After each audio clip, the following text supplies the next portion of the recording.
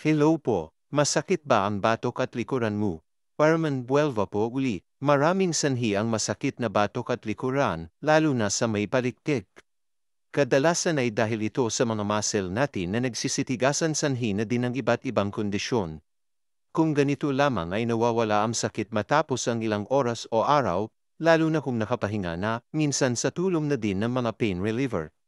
Ang myofascial pain syndrome o MTS ay isang kondisyon kung saan nagkakaroon ng trigger points sa mga muscle sa katawan, lalo na sa lugar ng ating batok at likuran sa bandang balikat at palikpik.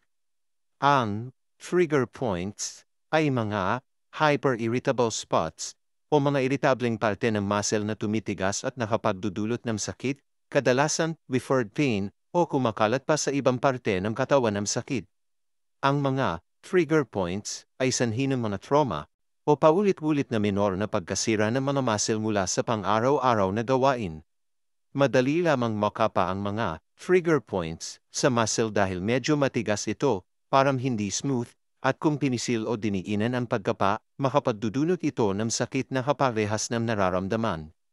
Paano gamutin ang trigger points at MPS? Makakatulong ang regular na pag-stretch ng mga muscle sa balikat at leeg.